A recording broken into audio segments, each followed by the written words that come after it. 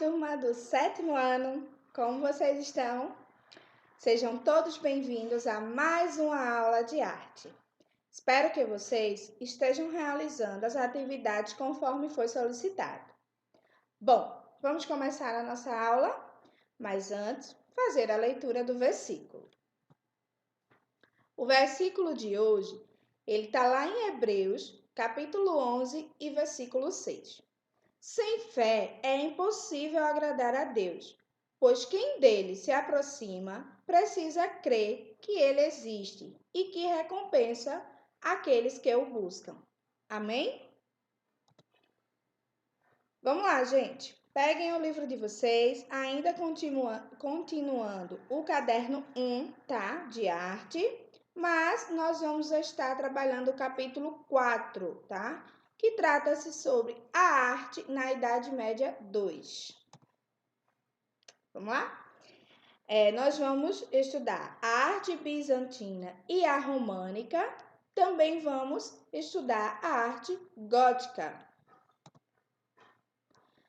A Idade Média, ela foi um longo período da história da humanidade, cerca de 900 anos entre os séculos 5 e 15, marcado por uma intensa religiosidade e pelo domínio da Igreja Católica na Europa. A Igreja, ela controlava as manifestações artísticas, mas ainda havia expressividades populares originárias de rituais pagãos que ganharam uma roupagem católica e se manifestaram vivas. Na Idade Média, se estruturaram os feudos, o poder da Igreja se efetivou e a arte esteve voltada, principalmente para atender às demandas religiosas. Agora, que conhecimentos ou ideias você tem sobre esse período? Se não tiver nenhum, a gente vai conhecer agora. Vamos começar pela arte bizantina, tá? E a românica também. Então, vamos lá. Surgiu a primeira pintura primitiva cristã antes de o cristianismo tornar-se a religião oficial no Império Romano. Elas eram feitas em catatumbas ou locais onde os cristãos realizavam os cultos. Aos poucos, o número de fiéis foi aumentando e o cristianismo passou a ser a religião oficial. Quando o império já estava em declínio e a economia e o sistema político passavam por grandes transformações. Na Idade Média, a arte se voltou quase totalmente aos serviços da Igreja, seguindo o contexto cultural do período. A arte bizantina. Ela relaciona-se com o início da Idade Média, no século V, em que o Império Bizantino alcançou o apogeu depois da oficialização do cristianismo. As artes visuais, elas tinham a função de fortalecer a figura do imperador como sagrados anseios divinos. A arte bizantina revela a riqueza e o poder do imperador da Igreja. Então, gente, a gente pode observar aí, né, a arte bizantina. Observe que nessa arte que vocês estão vendo aí no livro de vocês e também na tela aqui do slide, vocês podem ver que as manifestações visuais bizantinas, elas eram expressadas por meio de murais majestosos, os mosaicos e quadros religiosos pintados com têmpera e eucástica, com incrustações de pedras preciosas e metais raros. Elas ocorrem no domínio oriental na Igreja Católica Romana. Então, a gente percebe pela imagem, né, uma arte bizantina. A gente não pode especificar as características como as pedras preciosas, porque a gente não está de fato vendo ela ao vivo. Vamos à arte românica. A arte românica, tá, origina-se das formas romanas. As igrejas romanas são grandes e apresentam arcos, paredes grossas e poucas janelas. As construções utilizaram os arcos romanos de maneira cruzada, criando a estrutura denominada abóbada de aresta. O desenvolvimento desse tipo de abóbada possibilitou a criação de ambientes mais leves e iluminados. As igrejas românicas são conhecidas como as fortalezas de Deus, local de refúgio espiritual e perpetuação da igreja da religião católica. Observem aí, a arte bizantina e a românica, né? Vista extrema da Basílica de Saint-Serme, tá? Observem também essa outra arte aí. Ela é referente à igreja de São Clemente, na Espanha. A pintura românica é repleta de imagens religiosas, com desproporções principalmente no tamanho das figuras centrais, criando uma sensação de dominação, força e superioridade. Observe também a ausência de volume corporal, a superioridade da figura de Cristo, evidenciado pelas proporções em relação às outras figuras representadas, que foi aquela que eu apresentei anteriormente, né? A da Basílica e da Igreja São Clemente. Bom, pessoal, agora a gente vai para a atividade do livro, na página 27, e vamos fazer o primeiro quesito, tá? Nela, vocês irão pesquisar, tá? Sobre as iluminuras medievais. Vocês vão observar várias imagens e percebendo as variações de estilos de caligrafia e de representações visuais. Vocês vão selecionar 2 iluminuras. Vocês vão lá na internet, pesquisa, 2 iluminuras medievais. E aí vocês vão perceber, vão poder apreciar, né? Cada uma delas, uma e outra. Vocês vão fazer a pesquisa de 2. E delas vocês vão tirar o estilo, a caligrafia, né? As imagens. Vão fazer um texto sobre as observações das 2 e vão escrever aí no primeiro quesito. Não precisa utilizar todas as linhas. Podem colocar um pequeno textozinho escrevendo as diferenças e as semelhanças, tá? Na página 28, também vamos fazer o primeiro quesito. O afresco Cristo em Majestade é aquela obra da Igreja de São Clemente lá na Espanha que a gente viu, tá? Na Espanha não, a gente viu a arte no livro, mas que essa obra, ela representa a Igreja de São Clemente na Espanha. É uma representação de Cristo, mostrado como uma figura poderosa, tá? Detentora de poder e com maior importância que as outras figuras retratadas.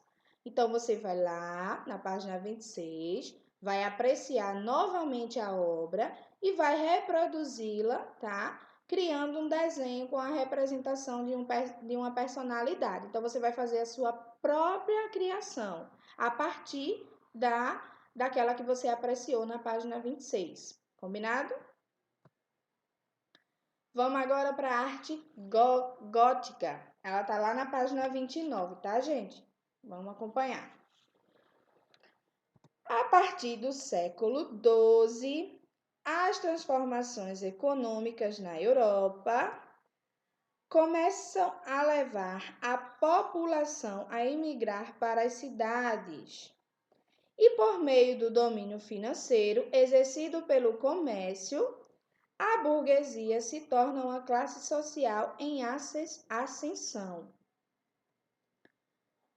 Nesse contexto, tá, surgem as modificações nas manifestações artísticas, que passam a ter o espaço urbano como principal local de produção de inserção. A arquitetura românica, certo?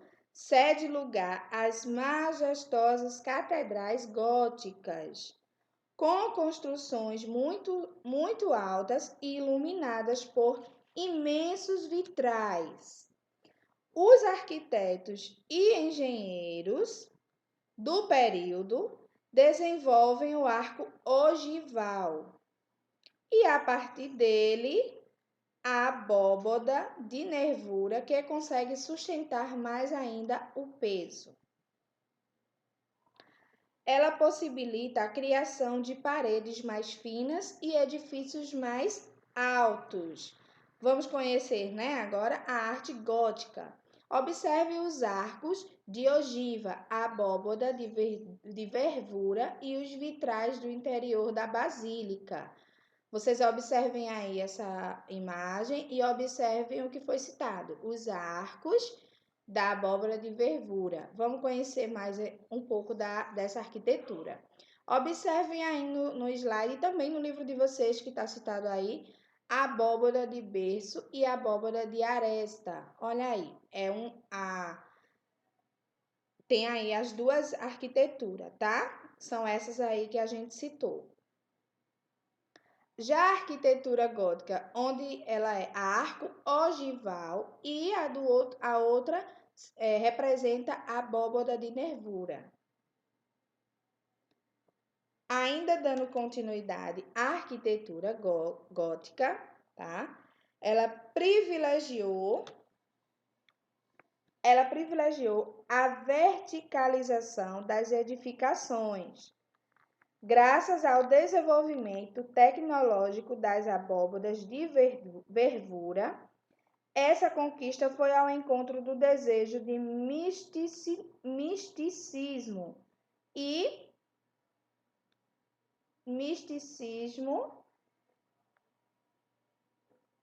e exaltação da grandeza divina, materializado na altura das catedrais, na riqueza colorida e luminosa dos vitrais que ocupavam grandes áreas das paredes góticas. A gente pôde identificar cada uma, né? A gente pôde identificar a abóboda do berço, tá? E podemos também identificar a abóboda de aresta, que a gente viu naquelas imagens.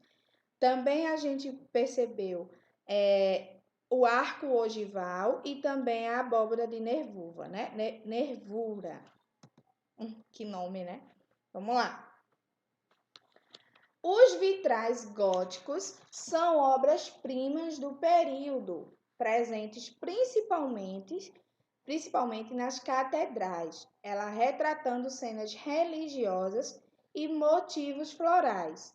Ao receberem a luz do sol, os vitrais coloridos enchem as catedrais de cor e de beleza, né? Olha aí.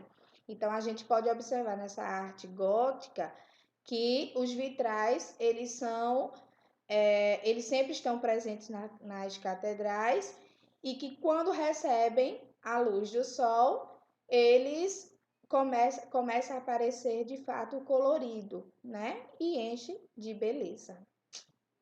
Interessante. Observe a minúcia das imagens criadas com parte de vidro colorido. Então, a arte gótica, uma das características é exatamente essa, né? Olha aí.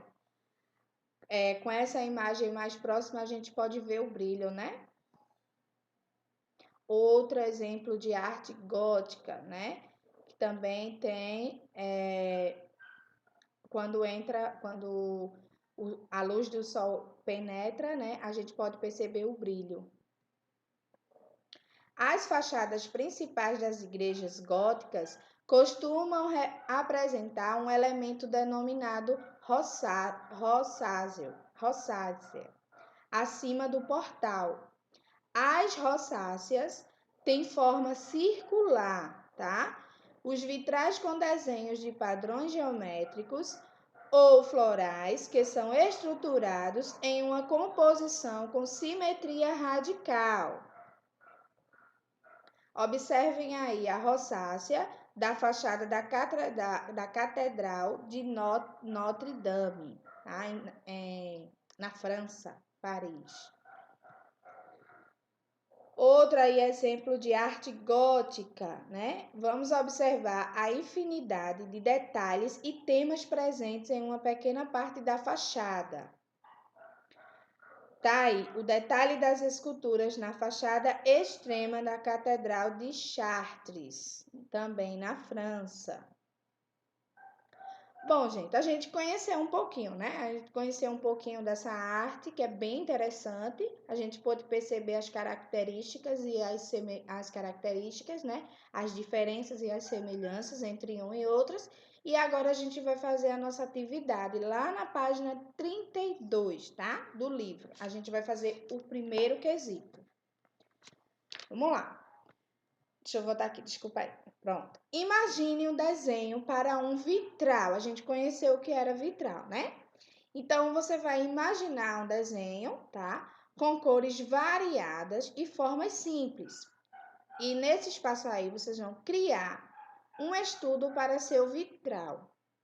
E lembre-se de marcar as partes de divisão das cores com uma linha de contorno preta.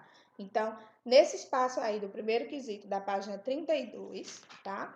Vocês vão criar, tá? Um vitral com cores variadas e entre essas divisão de cores, vocês vão colocar o contorno com caneta preta ou lápis preto, tá? Aí vocês decidem. E aí vocês terão que apreciar, né? Essa obra aí que representa as gárgulas no telhado da Catedral de Notre-Dame. Então vocês vão observar essa obra aí para poder fazer o próximo quesito da página 33, tá? Então, lá no primeiro quesito, após observar a obra, né, vocês vão criar no espaço abaixo o desenho de uma gárgula, inspirada nas criações góticas. Vocês vão desenhar de frente, perfil e costas para auxiliar na modelagem que será feita no próximo item. No segundo quesito, já feito o primeiro, que vocês precisam fazer o primeiro como se fosse um rascunho, tá? No segundo, vocês vão utilizar um material próprio para fazer essa modelagem. Então, prestem bem atenção nesse segundo quesito.